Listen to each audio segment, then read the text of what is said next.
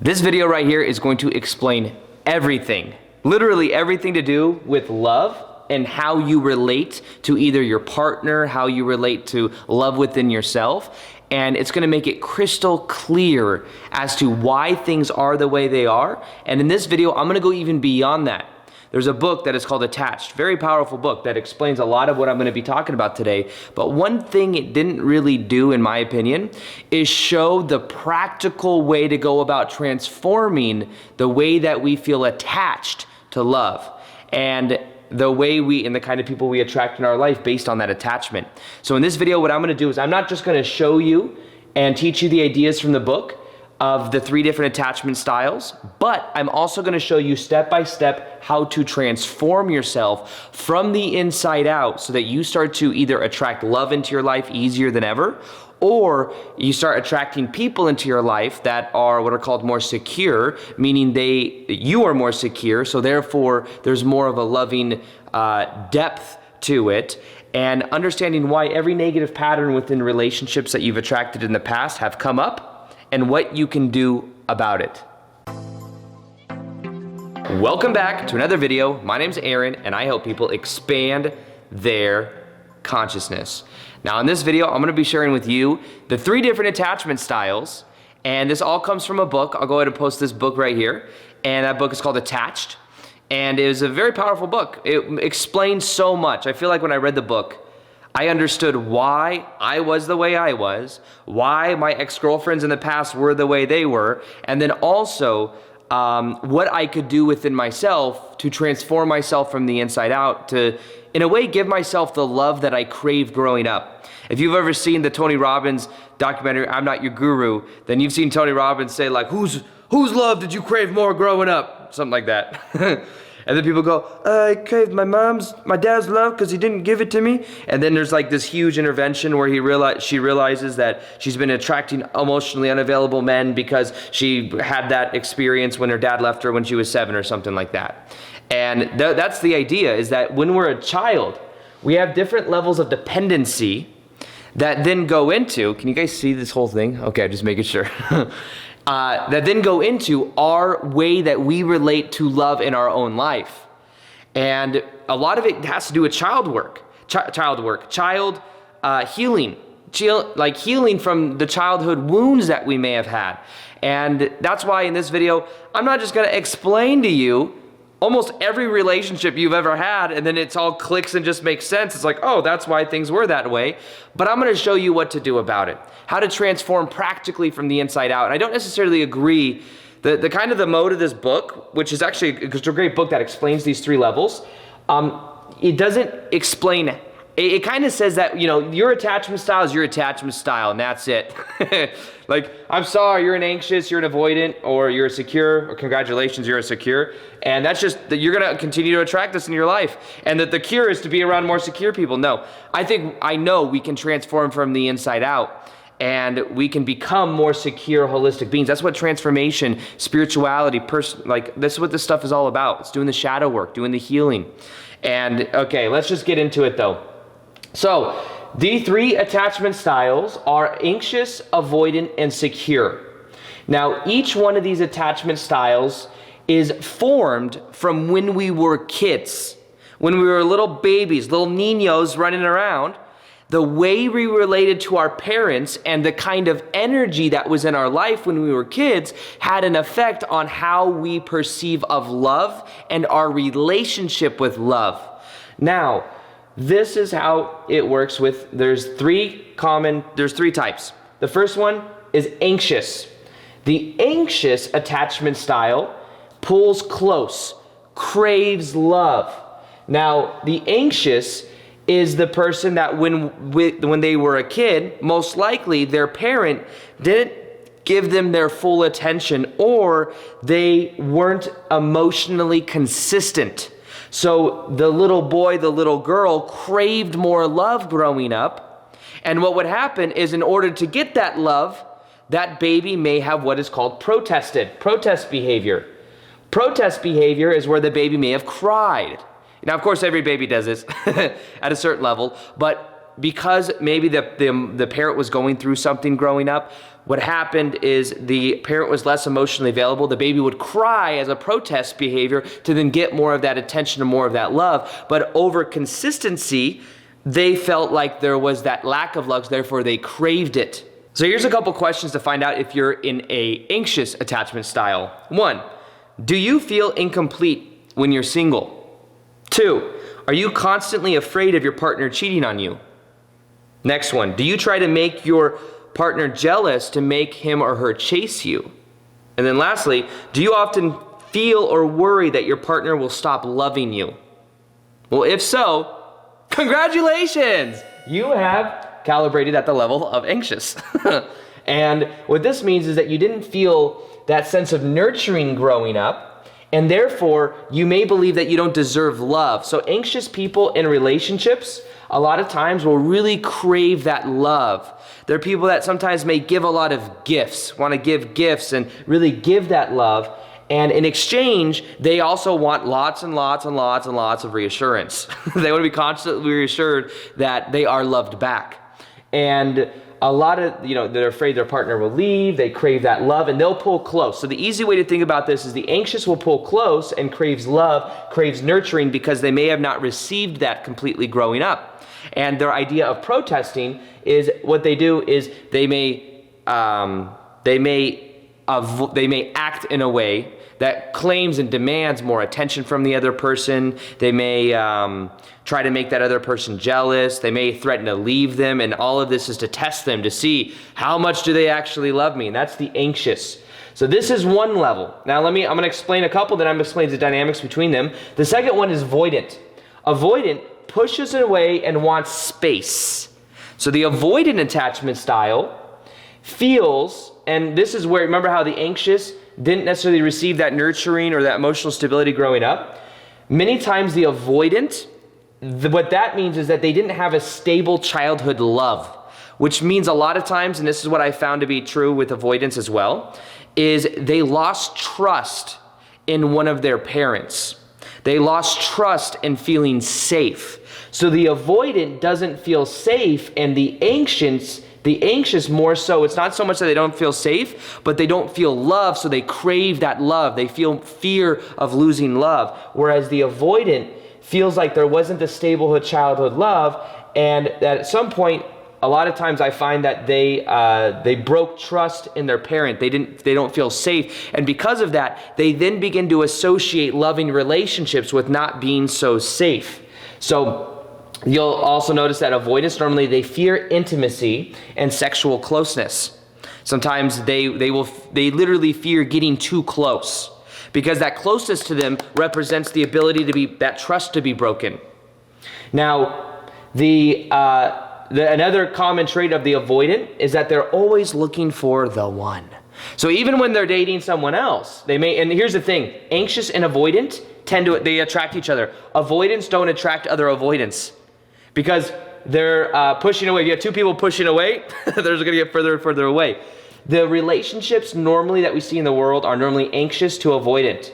The anxious wants to pull close, the avoidant wants the space and wants to pull away, but they're like magnets that attract each other. That's why I put magnets right here. Now, the thing to understand about this as well is so the anxious is almost in a way attracted as well to the independence of the avoidant. And it's almost sometimes a challenge. And I think that because maybe one of their parents wasn't as consistent growing up, it's almost like, this feels familiar. I'm going to seek and crave the love that I didn't receive growing up. And then on the other side of it, the avoidant feels more comfortable and confident with an anxious than an avoidant, obviously, because the avoidant is just pushing away as well. But because there's a level of significance. It's like, oh, this person wants me. You get a little inflated, they feel a little bit more worthy. So they may keep them around a little bit. But anytime things get a little bit too close, and remember, the anxious wants to be close, the avoidant wants to push away, the avoidant will want some space, will want time to think about things, will sexually push away, will sexually fear that intimacy and that closeness, and the anxious just wants to crave it, just wants to feel, and feels very needy. Now, secure is the good old side of this. The secure is they give and receive love easily, which means that their relationship with their parents growing up is that their parents gave and they gave them love consistently, they were able to give love and receive love. So when they're insecure, you're not afraid of getting close, but you're also independent. You're like the best qualities of each. And here's the thing, I believe that we can have access, we can be parts of both. So we could be anxious secure or avoidant secure, kind of like a slash secure, because we're working on it. We're doing the inner work. We don't want to be anxious forever attracting avoidant people or avoidant people attracting anxious people. But one of the important things to understand, I think, is the underlying childhood response that we had growing up, and then focusing on that to heal it, so that we don't continue to attract more and more of those patterns into our life. Let me see if there's anything else I want to say here. So the protest behavior of the anxious, remember the protest behavior, is excessive attempts to reestablish contact with someone, even an ex. They normally have a very hard time of letting go of their ex. They want to make their partners jealous. They may manipulate or threaten to leave, but they're only really threatening to leave to see if the avoidant is seriously loves them at such a deep level. They're keeping score too. They're like, hey, I bought you this for Christmas or Hanukkah or your birthday, and all you did was give me this little thing. And it's like, that's keeping score. Now, on the other side of that, there's deactivating strategies of the avoidant. So the avoidant, this one's protest behavior, this one's deactivating behavior or deactivating strategy. Now, what the avoidant does is the avoidant has a behavior that diminishes the attraction or love for the other person. So one way that the avoidant will do this is they'll always have in mind the one. So even if the person they're with, they may have a deep connection with, in the mind they have this idea of, they either call it the phantom X, or they're looking for the one. They fear intimacy, but in the back of their mind they have this idea of what they want and that it's all going to be perfect once they find the perfect person. But the issue is that anytime they get too close to someone, they start noticing the negatives. They start focusing on the things they don't necessarily like, or they focus on and then they find reasons to not be emotionally available. So the avoidant will almost talk themselves out of love and push away love, and the anxious craves it so much that it pushes away the avoidant. So it works on both sides of this. And what happens sometimes with the avoidant is that what they then do is they'll push away the love because it'll get too close. So after a certain period of time, they'll start focusing on the negatives. They'll push away that love. And then after they break up with that person, they'll find that they keep thinking about this person over and over again because they're not with them.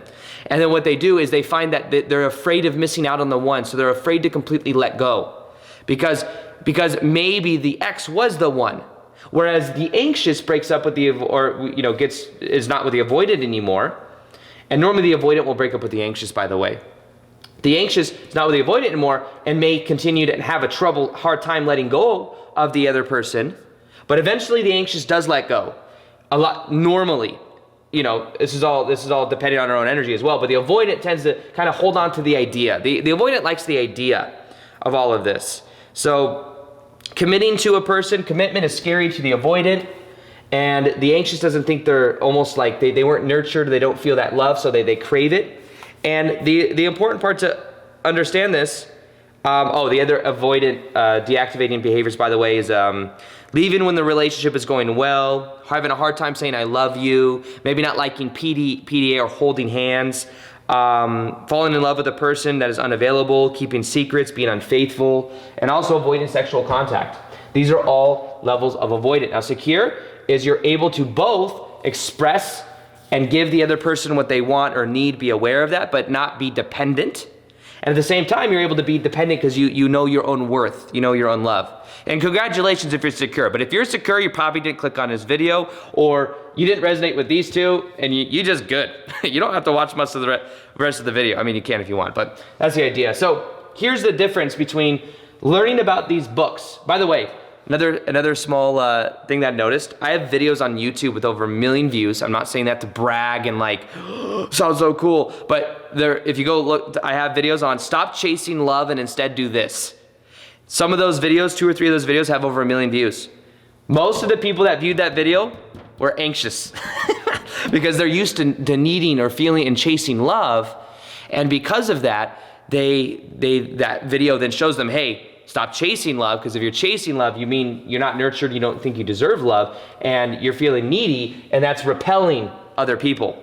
Now, that's just this little side note there, but the key to this process is healing the childhood wound. So for the anxious, it is healing the childhood wound of not being nurtured or feeling consistent love.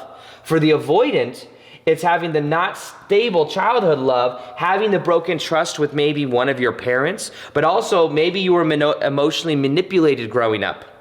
Emotionally manipulated, maybe you had one of the parents you had to please, and like that caused you to maybe not trust them. And then what happened is it's safer for you to be independent and to push away than it is for you to get close, because that intimacy, that closeness, something bad could happen. But then again, it's like you don't want it to go too far away because you're afraid of losing out on the one or that idea. So it's about looking at that childhood trauma, which means many times, are you focused on reestablishing the trust with yourself? Are you focused on nurturing the love within yourself and giving yourself that love? That's the difference between what I'm sharing here and what the book really talks about, because it kind of says, oh, the key is to find someone secure. No. And there's ways of, you can become a more secure person by becoming more whole and doing the inner transformation work. If you think that what happened in childhood is the way it's always going to be no matter what, then that is a fixed mindset.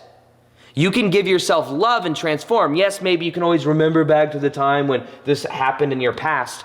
But remember, what quantum physics is showing us is that the only moment that exists is this moment right now, and that as we change in the present moment, we're changing different paths that we connect to. We can relate differently. And I'll tell you from my own experience, I've had relationships where I'm more anxious, and I'm predominantly more anxious than avoidant because I think I crave that nurturing love growing up. But I've also been avoidant in certain relationships. So I think we can oscillate back and forth, and our personality is more flexible than we think. Now, let me share with you the steps to take. Now, if you're an anxious, the steps that I believe you can take to really heal, and there's going to be a very powerful process that I recommend for both, no matter what you are, is to nurture yourself. Give yourself the emotions and become more independent. Fill up your own cup and focus on really nurturing yourself more. I went through a yin phase like 3 months ago where I was going to the creek every day in Sedona, and I was like doing things like massaging myself and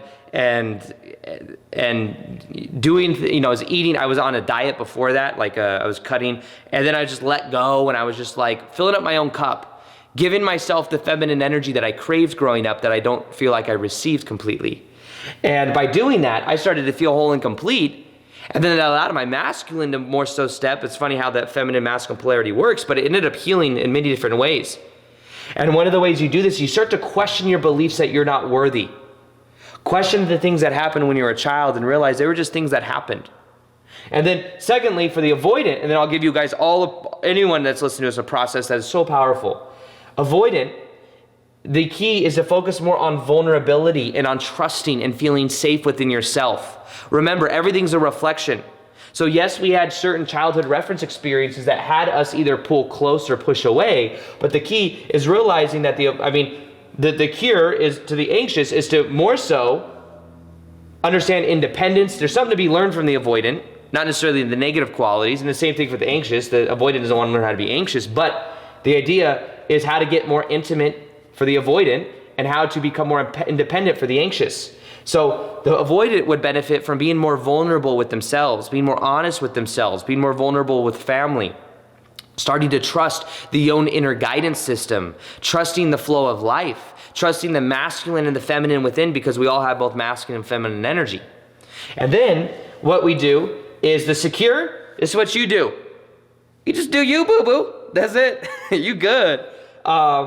And just to focus on, being given and receiving love, doing that. Here's the funny thing. Most secures this is the idea that it talks about in the book. Most secures are taken. They're in long relationships. Avoidance, there's more avoidant people than anything else, because avoidants like to be independent. They like to be single. And they're quick to be with someone, then not be with someone. They're always searching for the one, so they have such high standards. And they turn down love because they're going to find that one day. The anxious, though, then is also, so the anxious is attracted to the avoidant does not attract other avoidants. Anxious can attract anxious, but sometimes that just becomes like this quick fling type thing. And then yeah, there's all three of these. I don't want to get in the limiting belief that there's no secures out there, but the key is to become secure yourself to attract somebody else's secure, so to do the inner work. Now, the most powerful process that I can share with you is to do what I believe is a childhood healing meditation. What you do is you do a meditation, and if you guys want me to create this, let me know, like my own version of it. But imagine, go back into your childhood and realize there's a little child inside of you right now that is still unhealed from your childhood. I look at myself. There was a version of me that craved love, that didn't feel nurtured, didn't have consistent love, felt like I didn't deserve love. And there's a version of Aaron that's maybe 4 years old. And if I go into meditation, I go to that Aaron that's 4 years old and I say, Aaron, it's okay. And I love that version of me. I give that version of me a hug and I tell him it's okay. And that meditation, I can literally have a dialogue and listen to that Aaron and communicate and literally have this connection with it. And as I do so, and as I love that version of me, as I accept that version of me, as I listen to that version of me, guess what? I begin to heal. And I begin to feel worthy, whole, and love and complete. And then for the avoidant, it's the same thing.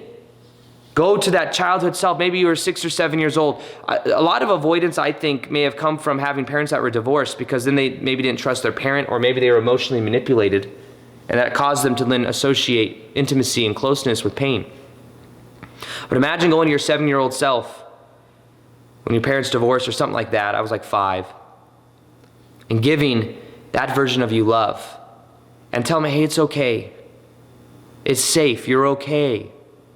And listening to them and their fears and what they're worried about, and get close with that child self. You see, this is the healing work that you can do. And as you do, you're healing your own inner child. We don't listen to our inner child enough. And we don't give our inner child what they crave. If you give yourself the nurturing or the safety and the trust, you'll find that you begin to heal. And as you begin to heal, guess what? You're going to attract more secure love into your life. You're going to become more secure. And you're going to feel 100% worthy, whole, and complete. So if you want me to make that meditation, you let me know. Let me know what you guys thought of this video. Share this video, because I think it can help so many people understand more about their relationships. And other than that, I love you all. Peace, much love, and namaste.